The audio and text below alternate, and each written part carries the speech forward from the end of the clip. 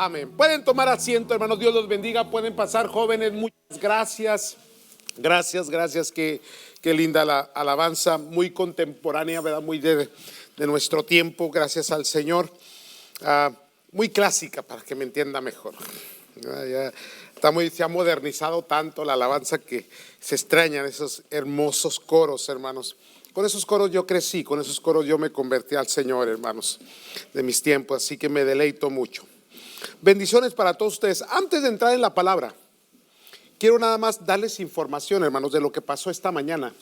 Les había anunciado que iba a tener una junta con la mesa directiva y también, hermanos, una junta, aparte de la mesa directiva, iba a estar también el equipo de trabajo que tenemos, equipo que hemos seleccionado para que nos ayude a tomar decisiones para construcción o para hacer lo que el siguiente paso de la iglesia.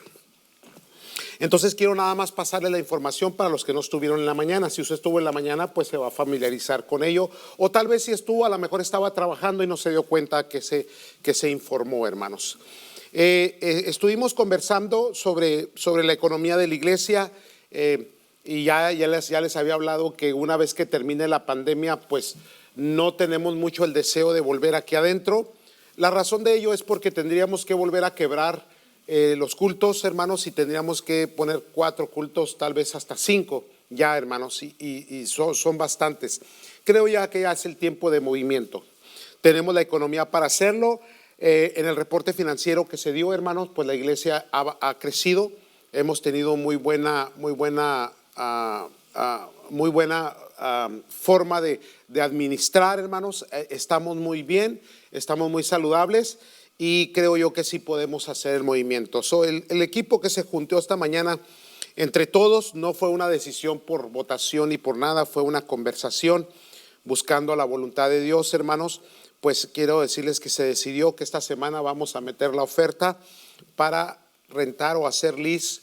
Primero lo hicimos para compra, pero se negaron a venderlo, no quieren venderlo, pero vamos a hacer un lease con opción a compra, o por lo menos esa es la oferta que queremos hacer. Esto es para el edificio que antes era la antigua Walmart, hermanos, aquí enfrente de Cárdenas, ahí está. Son 30,000 pies cuadrados lo que vamos a ofrecer, hermanos, para rentar. Es la nave principal, o sea, la entrada principal que ya tiene baños, ya tiene sprinkles, tiene todo para hacerlo. Obviamente va a costar dinero, hermanos, y va a costar también mucho dinero el restaurarlo por dentro, o sea, dejarlo a la manera que la necesitamos. 2 santuarios, uno para el español, otro para inglés. Uno va a quedar como de este tamaño, tal vez un poquitito más grande, y vamos a tener otro para una cantidad más grande de personas, aparte de los salones y las oficinas, cafetería, que ya tiene cafetería ahí porque tenían un McDonald's adentro. Entonces, hermanos, se va a facilitar todo esto. Esa era la opción 1. La opción 2 era meternos directamente a la construcción. Meternos a la construcción nos iba a costar entre 3 y 4 millones de dólares aproximadamente. El pago nos iba a quedar entre 16 a 18, tal vez 20,000 dólares mensuales, hermanos. Eso es lo que se pagaría por una cantidad de 3 a 4 millones de dólares en este momento. Pero se decidió dar primeramente ese paso. Vamos a hacer una oferta por más o menos la misma cantidad por ese edificio mensualmente. En caso de que nos lo aprueben, entonces este lugar se renta o se hace lease. Hay muchas instituciones educativas, los distritos escolares están buscando lugares como estos. Entonces posiblemente se pueda rentar o hacerlo lease, y esto pagaría gran parte, hasta el 60-70% de lo que se costaría el otro edificio. En el futuro ya no volveríamos aquí, haríamos de este lugar suites comerciales para rentar, y este lugar se convertiría en un lugar comercial que nos ayudaría al income de la iglesia para que la iglesia pudiese hacer ese movimiento, hermanos. Entonces se decidió. Está todo en las manos del Señor, hermanos. Todavía no hay nada. Todos sabemos si nos van a aceptar la oferta, posiblemente no la rechaces.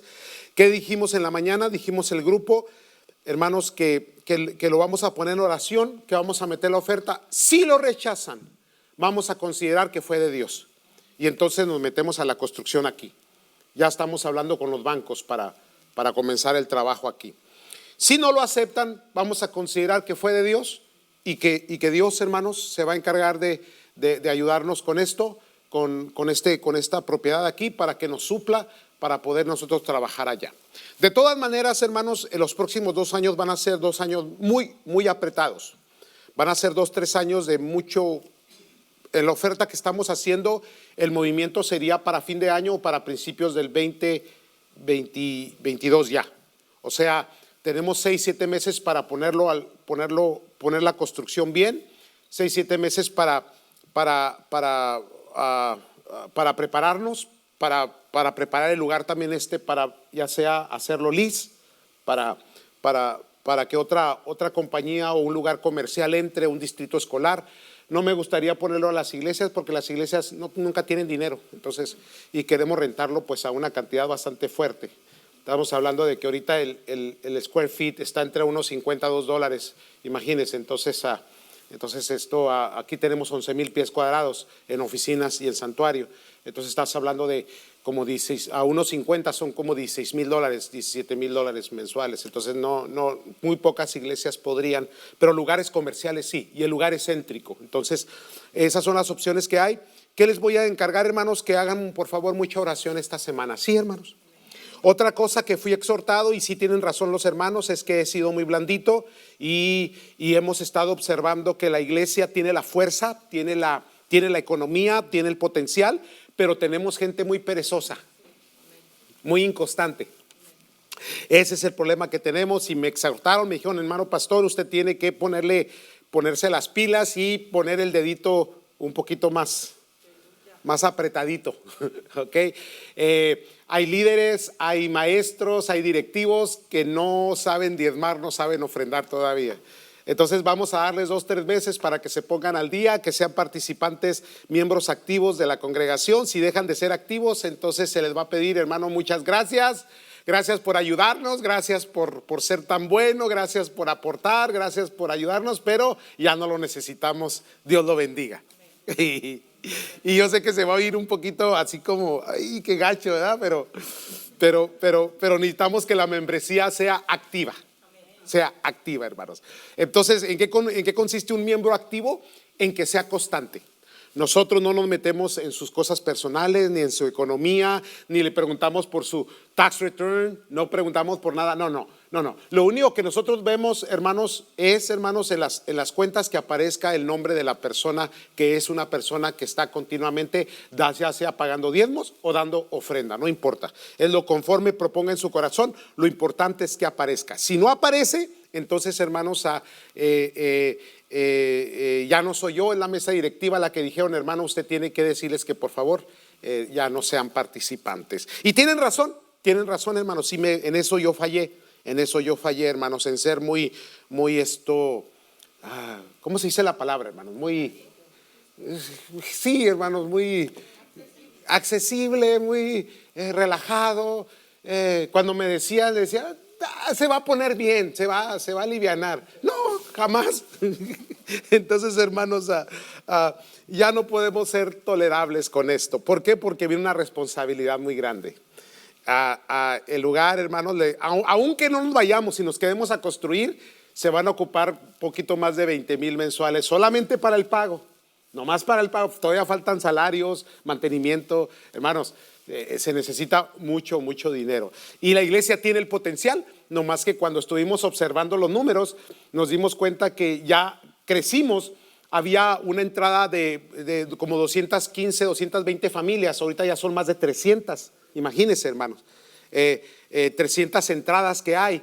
Y hicimos la evaluación y nos dimos cuenta de que el pueblo es muy inconstante. O sea que el pueblo, la iglesia mueve un poquito más de $500,000, ya casi los 600,000, pues como 550,000 está moviendo en el año. Si todos fueran fieles, moveríamos como 800,000, casi $1,000,000, hermano. O sea, sí, sin problema. Pero pues como el pueblo es, hay de vez en cuando una que otra ofrendita, hay de vez en cuando, y no hay constancia. No vamos a levantar ofrendas especiales, hermanos, y tal vez en el futuro lo hagamos, ahorita no.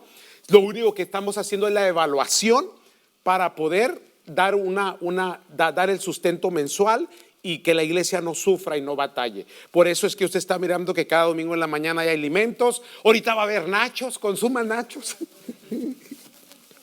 Les ha ido muy bien a los hermanos, los hemos hecho en grupos. Hermana Blanca Sánchez ha estado trabajando muy bien con otros grupos, hermanos. Entonces estamos bien, vamos muy bien. Yo creo que sí se va a hacer. Ahora, ¿cuál es mi petición hacia usted, hermanos? Constancia. Eso es todo. No es que estamos esperando que alguien venga a salvarnos y nos dé una ofrenda de 1 millón o 2 millones de dólares. No, hermano, no, olvídese de eso. Es el pueblo de Dios, el pueblo sencillo, el pueblo que ama al Señor, que con sus ofrendas y sus diezmos sustenta. No queremos estar tampoco cada semana estar ahí, hermanos, enfadando a la gente. No. La fidelidad del pueblo va a hacer que esto suceda. Amén, santos. Si usted, hermano, decide, hermano, poner su diezmo, hágalo en un sobre, regístrelo, ¿verdad? Si va a poner una ofrenda, regístrela también, ponga la ofrenda, no importa lo que haga, pero con constancia, porque la constancia es la que hace fuerte a la iglesia. Y yo creo que lo vamos a hacer. Esta semana se va a meter la oferta.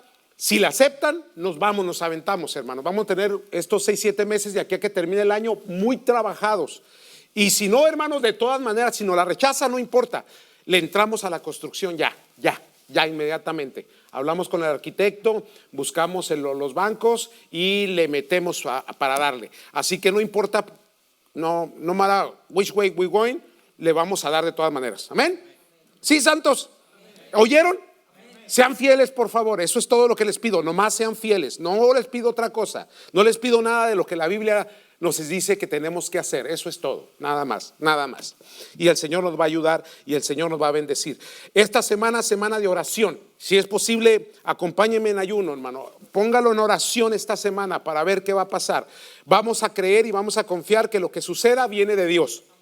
A un lado o al otro. Ese fue el anuncio que les di en la mañana. Salí regañado de la junta y yo le pasé la regañada a la gente y ahora vengo a pasársela a usted también. Así que ya se nos quite lo buena gente, ¿sabe? Muy bien, hermanos. Así que ese es el anuncio que tenía que darlos, que tenía que sacarlo de mi ronco pecho. Pero vamos muy bien, hermano. Yo creo que lo vamos a hacer. Esto de la pandemia nos fue muy beneficioso. Alineó a la iglesia, alineó a muchos hermanos, También limpió, también echó fuera 2, 3 que andaban ahí, hermano, dando guerra, pero alineó y fíjense que la mayoría de las iglesias, muchas cerraron, otras disminuyeron, otras decayeron económicamente. Nosotros crecimos, nos hicimos más fuertes, hermanos. Así que lo que no mata engorda, digan amén. Bendito sea Dios. Así que, hermano, de aquí en adelante voy a ser muy repetitivo, fiel. Siempre, cada vez que reciba su income, separe lo que a Dios le pertenece, hermano. Hágalo, póngalo en un sobre, póngale su nombre y deposítelo. Y hermanos, y Dios se va a encargar del resto. Nada más, eso es todo. Lo que es de Dios a Dios, lo que es del César al César. Amén, santos. Eso, qué bueno, bien animado que ando. Entonces ahí sentaditos, Marcos capítulo 15, versículo 1 al 5. ¿Quién mató a Jesús? La responsabilidad, hermanos. ¿A quién vamos a responsabilizar de la muerte de Jesús? En mis viajes que he hecho a Israel, hermanos, en uno de esos viajes me tocó un guía que era un rabino. Era un rabino mesiánico. Rabinos son aquellos maestros entre los judíos, pero mesiánico es aquel judío que ha recibido a Cristo Jesús como su Señor y Salvador. Era una persona que conoce bien tanto la geografía como el Antiguo Testamento de Israel. Y a su misma vez entendía la gracia de Cristo Jesús. Pero aún el judío cristiano o que recibe a Cristo, hermanos, le es muy difícil aceptar la responsabilidad de la muerte de Jesús. Ellos dicen literalmente con una fuerza así, culpan al Imperio Romano de la muerte de Jesús. Los gentiles, nosotros regularmente culpábamos a los judíos, porque los judíos fueron los que llevaron a Cristo al sacrificio. Y hay una descomposición y una forma de pleito, de contención, contienda entre varios grupos religiosos del mundo, hermanos, sobre ¿a quién vamos a responsabilizar de la muerte de Jesús? Ahora, para poder entender bien este mensaje, habría que entender bien la gracia de Cristo Jesús y el propósito de Dios. Para ello hay que leerse el Evangelio del Antiguo Testamento. ¿Usted sabe cuál es el Evangelio del Antiguo Testamento? Isaías. Tiene que leerlo cuidadosamente. Es un poquito confuso, pero hermanos, si lo lees con un espíritu abierto vas a entender muchas cosas, porque es la profecía del Cristo en la cruz del Calvario, hermanos. Bien importante eso. Ahora, vamos a Marcos 15, 1 al 5, nada más para introducción, ¿sí? Muy de mañana, versículo 1, habiendo tenido consejo los principales sacerdotes con los ancianos, con los escribas y con todo el concilio, llevaron a Jesús atado y le entregaron a Pilato. Vamos a ponerle un énfasis allá a la palabra entregaron a Pilato. Pilato les preguntó: ¿eres tú el rey de los judíos? Respondiendo él, le dijo: tú lo dices. Y los principales sacerdotes le acusaban mucho. Vamos a ponerle énfasis a la palabra le acusaban. Otra vez les preguntó Pilato diciendo: ¿nada respondes? Mira de cuántas cosas te acusan. Mas Jesús ni aún con eso respondió, de modo que Pilato se maravillaba. Otra vez la pregunta: ¿quién es el responsable de la muerte de Jesús? Precisamente porque a los cristianos, hermanos, se nos acusa de ser antisemitas, porque ciertamente por muchos años movimientos políticos y religiosos han acosado y acusado al pueblo judío precisamente de este punto, que ha sido muy controversial. Siempre han tratado de cargarle a los judíos, hermanos, y hay escrituras, por ejemplo, en Hechos capítulo 2, cuando Pedro confronta a los religiosos de su tiempo y les dice: el Cristo que vosotros crucificasteis. ¿Se recuerda? Versículos como esos, hermanos, que fuera de contexto pueden traer una provocación, pueden traer hasta guerras, dificultades políticas, sociales, aún económicas. Pero la responsabilidad de la crucifixión de Jesús se puede distribuir, o más bien tendríamos que distribuirla muy ampliamente, hermanos, sobre varios grupos en particular. Quiero que le ponga mucha atención a esto. Los evangelistas, los libros del evangelio, los evangelios, hermanos, dejan muy claro quienes participaron tanto en el arresto como en la crucifixión y en el juicio de nuestro Señor Jesucristo. Vamos a mirar unos pocos. Empecemos por ¿quién? Por Judas.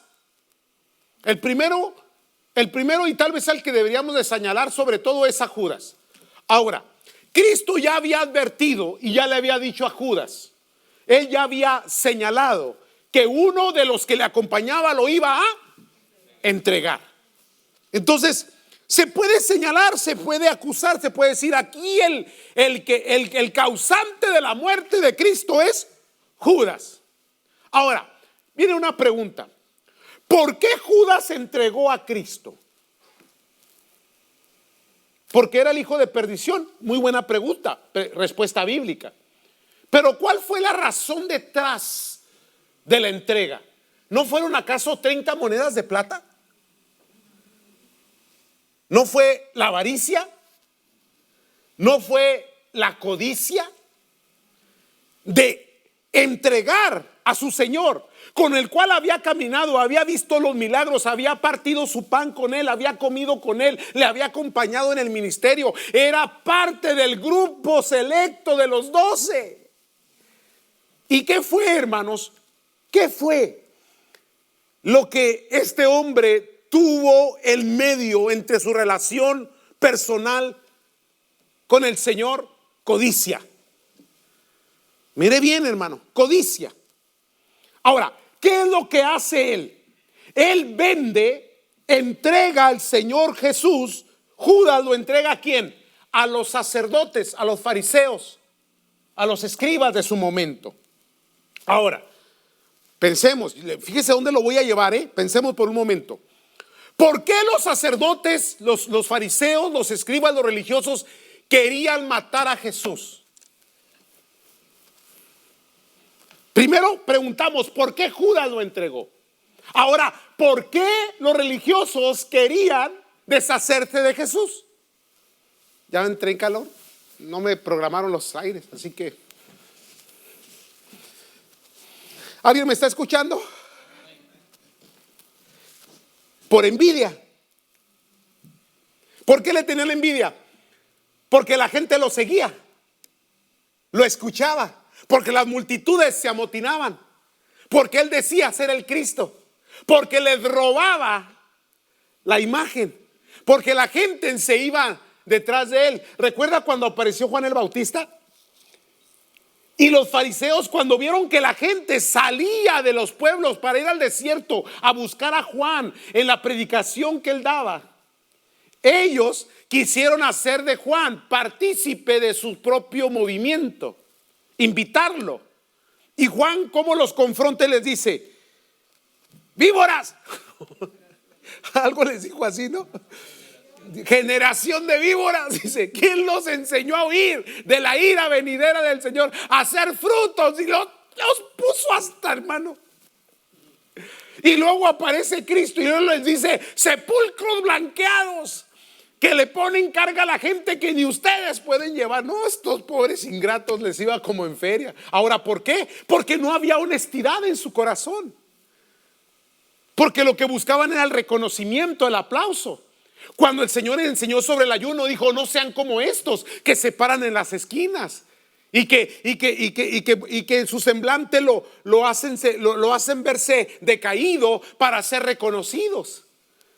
Entonces era gente, hermano. Judas era codicioso, los sacerdotes eran envidiosos.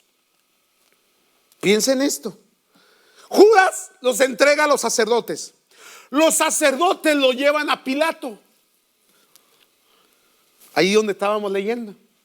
Pilato lo recibe. Ahora, la mujer le dice: mira, no te metas con este santo, porque ni hasta el sueño se me fue.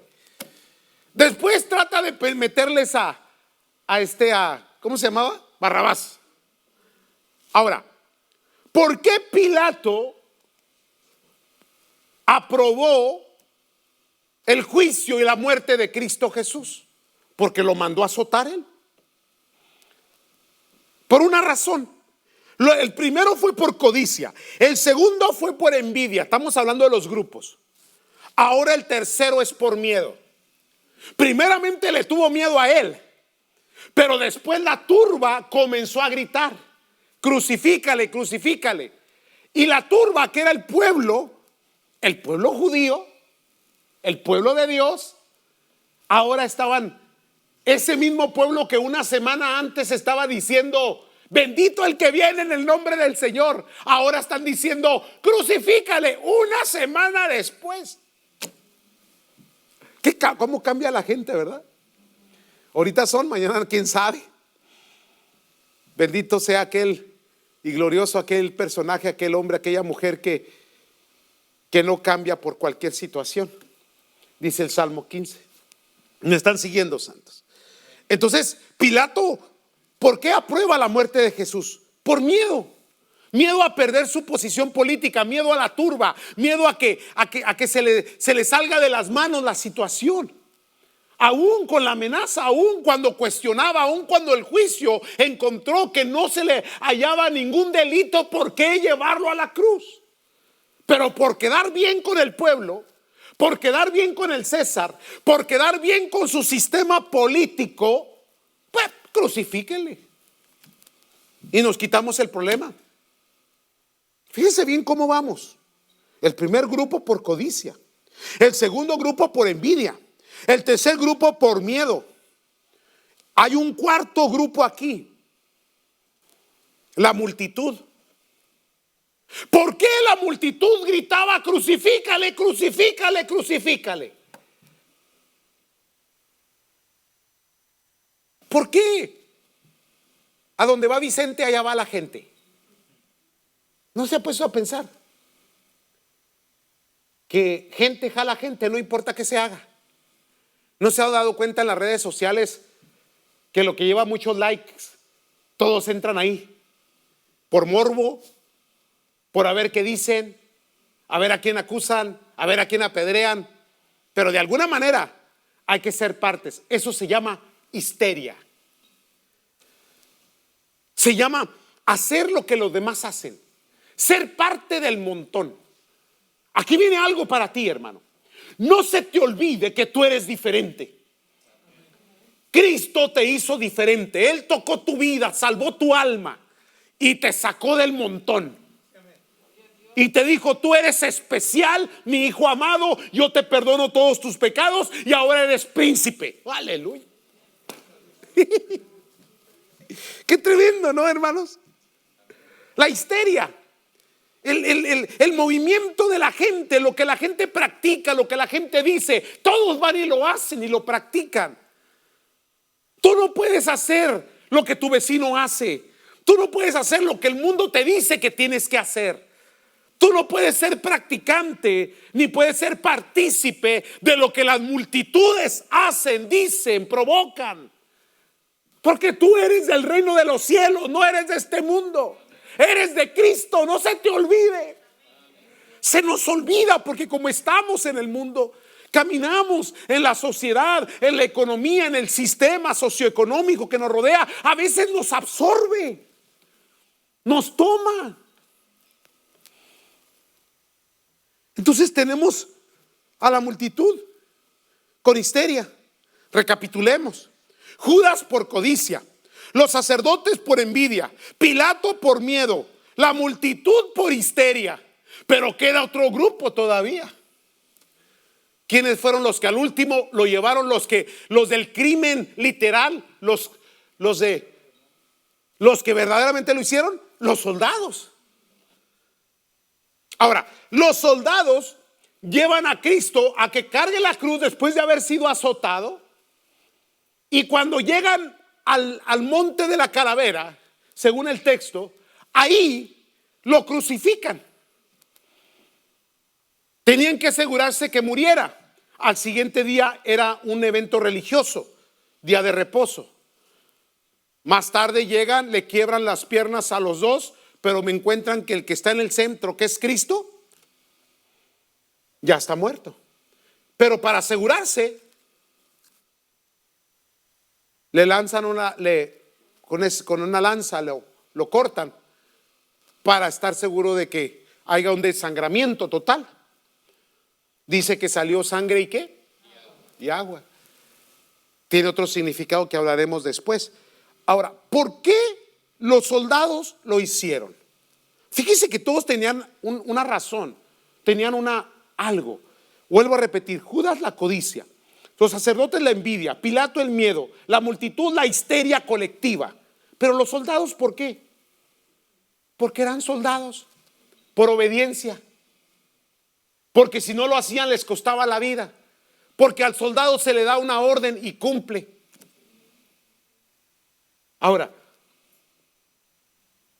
si vemos estos grupos, aquí hay 2, 4, 5 grupos.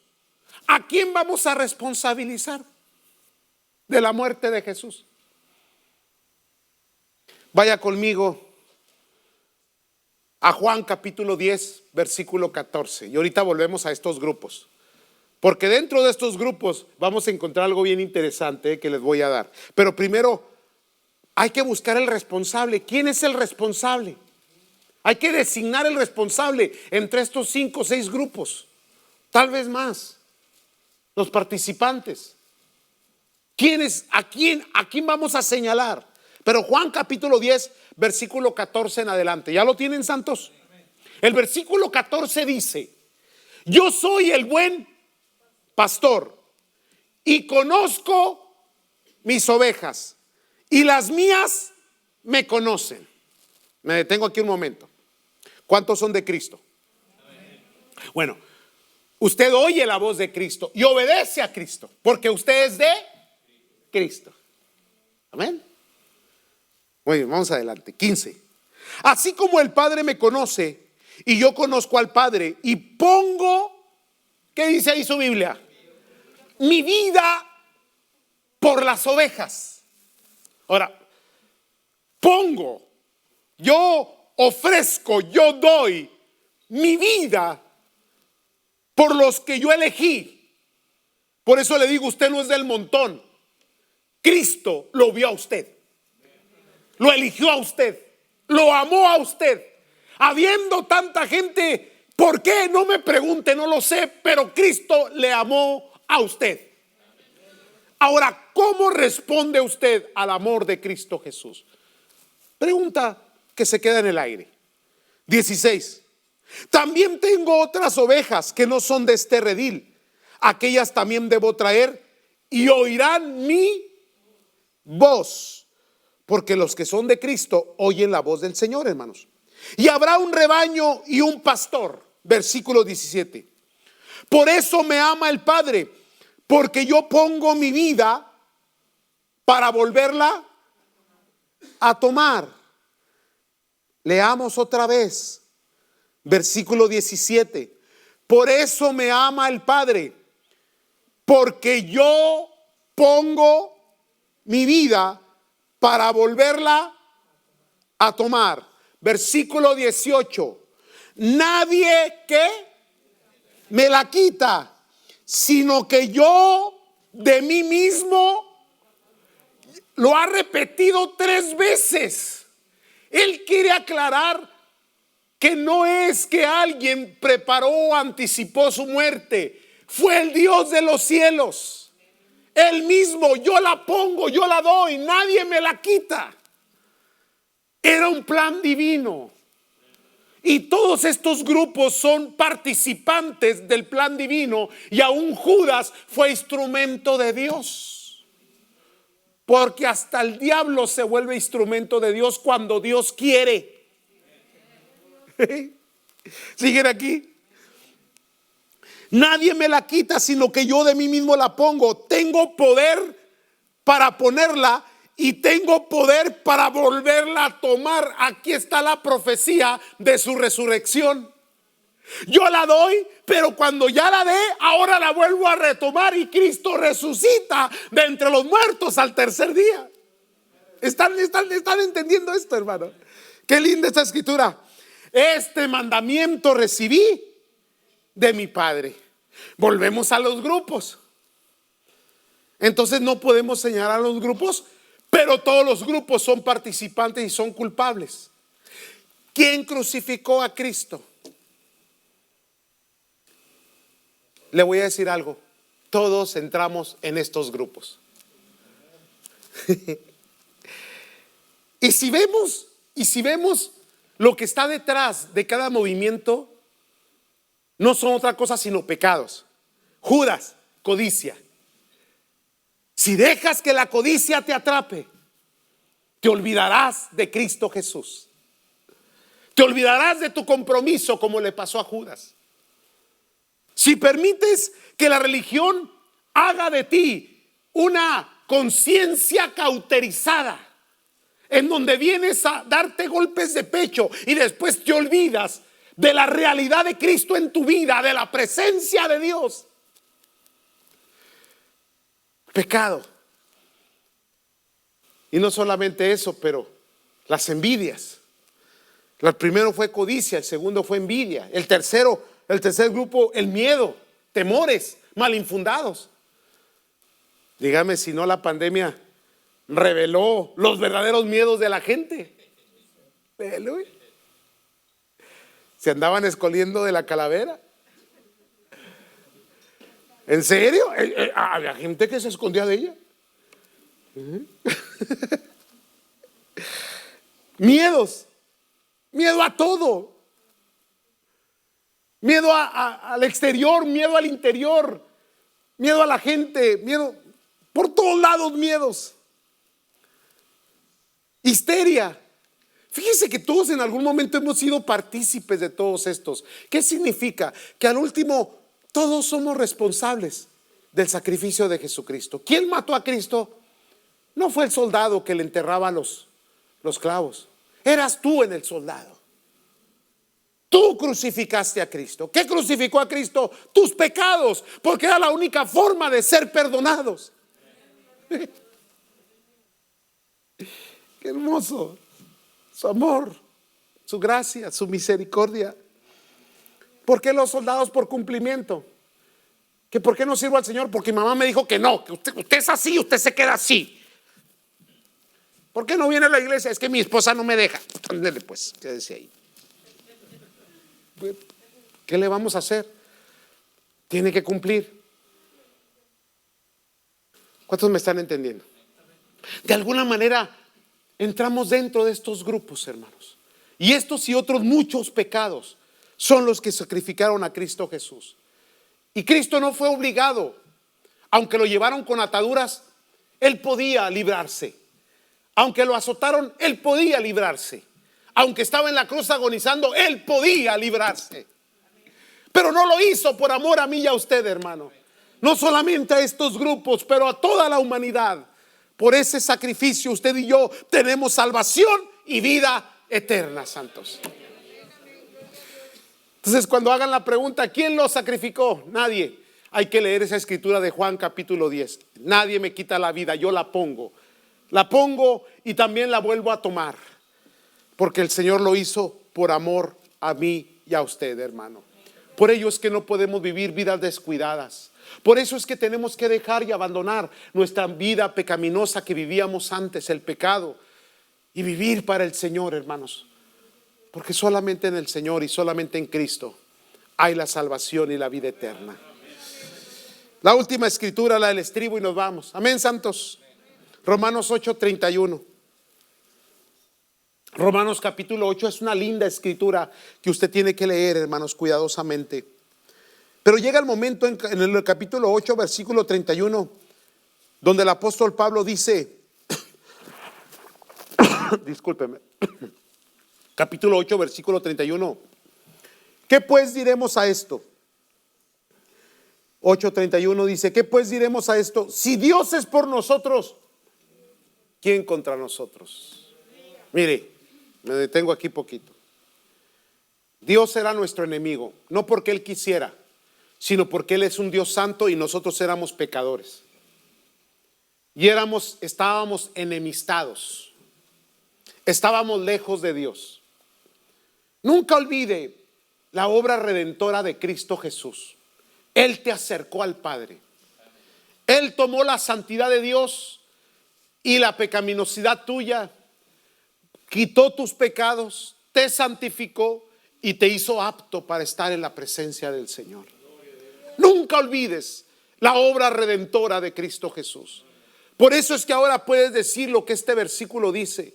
Si Dios es por nosotros, antes era tu enemigo, ahora va a tu favor. Ahora Dios te bendice, ahora Dios te cuida, ahora Dios te prospera, ahora Dios pelea las batallas por ti. Ahora Dios, hermano, va enfrente de ti. No tendrás falta de ningún bien, serás bendecido, serás próspero porque hay una obediencia, una sumisión a Cristo Jesús, hermanos. Si Dios es por nosotros, ¿quién contra nosotros? Y mira el 32, que es el que nos interesa hoy. El que no escatimó. ¿Entiende esa palabra escatimar? Fíjese bien que cuando Cristo hizo la obra redentora, la hizo total y completa. No escatimó, no redujo, no fue en porciones ni porcentajes. Cristo lo dio todo. Todo. ¿Cómo no le hemos de dar nosotros también el todo de nosotros al Señor en amor? Y no escatimar a su servicio, a la oración, a la comunión, a bendecir su nombre, darle alabanza y serle fieles al Señor. Porque si Él por nosotros, ¿quién contra nosotros? Porque Él no escatimó. Por eso, hermanos, había que cumplir, había que ir. Por eso está en el Getsemaní orando: Señor, si es posible, pasa de mí esta copa, pero no se haga mi voluntad sino la tuya. Y si hay que ir a la muerte, hay que ir a derramarle la última gota de sangre. Hay que morir ahí para que haya salvación para la humanidad. Ve, hermanos, lo que nos diferencia de las religiones y las creencias y los grupos: que Cristo Jesús, hermanos, pagó por nosotros. Por eso le amamos y por eso le servimos. Por eso le somos fieles al Señor. por amor, porque Él se entregó por amor a nosotros. Ahora por amor a Él le servimos. No es que nosotros le hayamos amado a Él primero, Él nos amó a nosotros primero y por eso le amamos a Él, hermanos. No escatimó ni a su propio Hijo, sino que lo entregó por todos nosotros.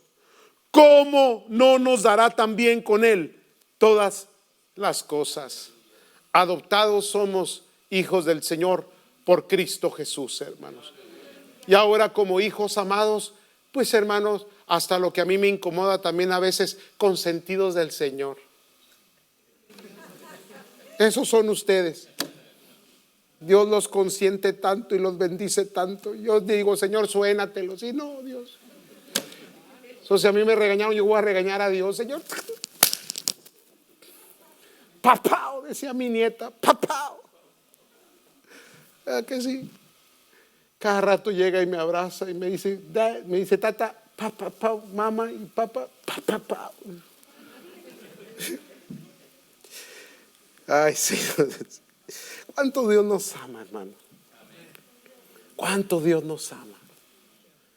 ¿Cuánto Dios nos ama? Cuán grande amor nos ha dado el Señor.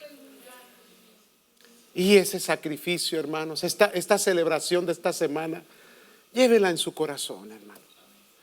No olvide el valor de su salvación. Costó sangre y sangre de cruz.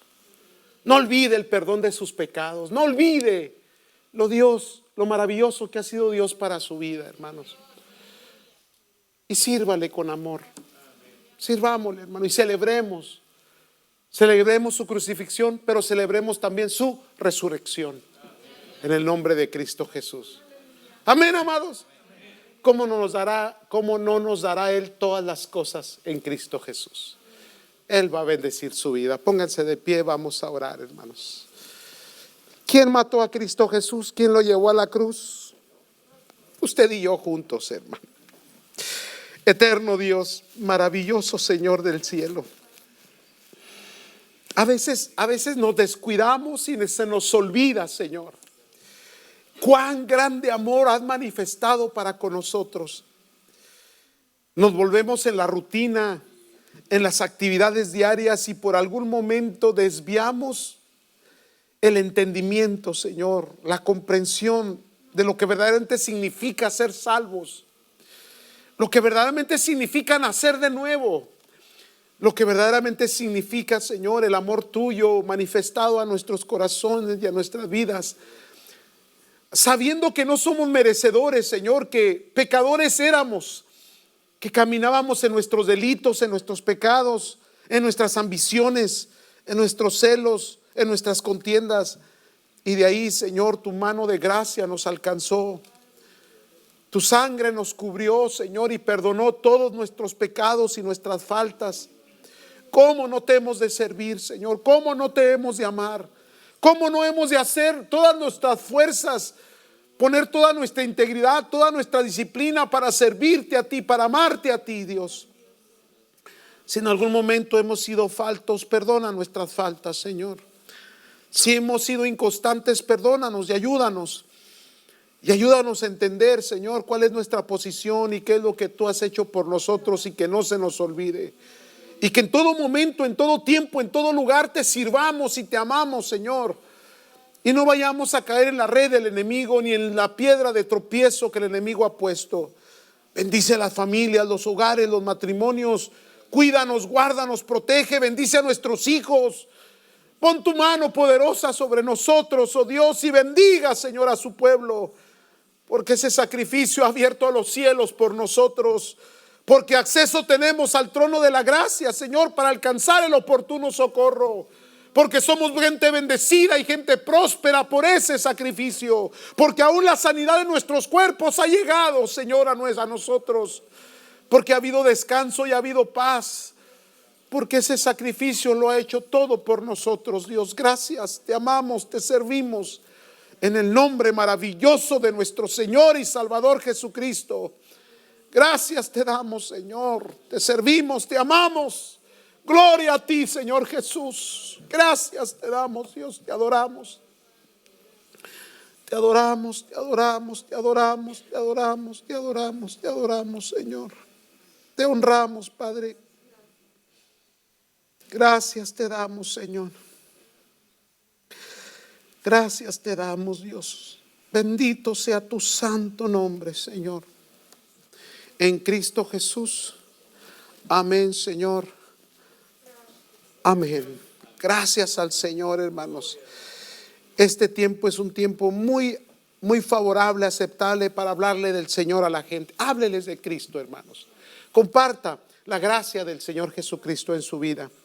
Que Dios, hermanos, está con usted. ¿Se han gozado hasta aquí, santos? Bueno, gracias al Señor. ¿Qué les parece si levantamos ofrenda y damos a Dios con gozo y con alegría? Sí, hermanos, vamos a orar. Señor y Padre, gracias te damos, Señor. Bendice al dador alegre.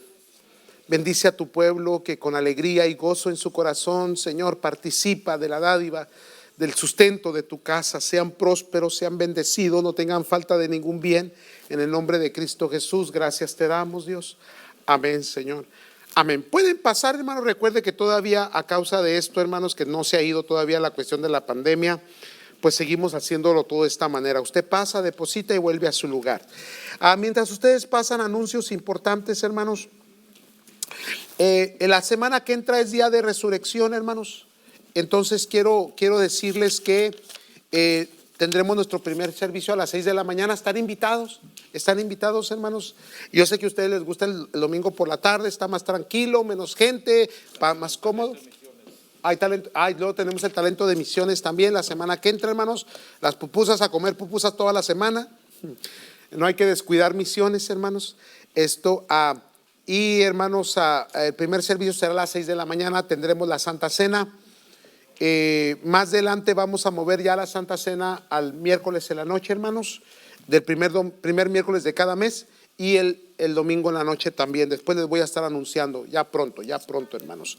Así que, hermanos, los servicios van a ser el primero a las 6, allá afuera en la carpa, 6 de la mañana tempranito. Esperemos que el clima esté agradable. A las 10 de la mañana los ingleses se van a juntar con los de español, lo van a hacer bilingüe. Y va a ser a las 10 de la mañana el segundo servicio, y el tercer servicio a las 6 de la tarde aquí adentro. Así que el próximo domingo, día de resurrección, el servicio de la tarde no cambia, hermanos. Así nos quedamos. Así que están invitados a ser participantes. Hermanos, van a ser muy importantes sus oraciones esta semana. Tiempos decisivos, hermanos, para ver qué vamos a hacer. Regularmente la iglesia latina pues no tiene mucha fuerza. La gente como que no nos cree. Pero vamos a mostrar que tenemos un Dios en los cielos bien poderoso y bien grande. Amén, amados. Muy bien. Creo que son todos los anuncios. Hay nachos hoy, ¿verdad? Si no quiere comerlos por causa de su dieta, pues dé la ofrenda de todas maneras. Pero ya sabe, va a haber muchas vendimias y va a haber mucho trabajo para la gloria del Señor. Me hace que estás ahí, nomás que te miro con la carita. Juan, ¿cómo te fue en Haití? Me fue muy bien, gracias al Señor. Qué bueno.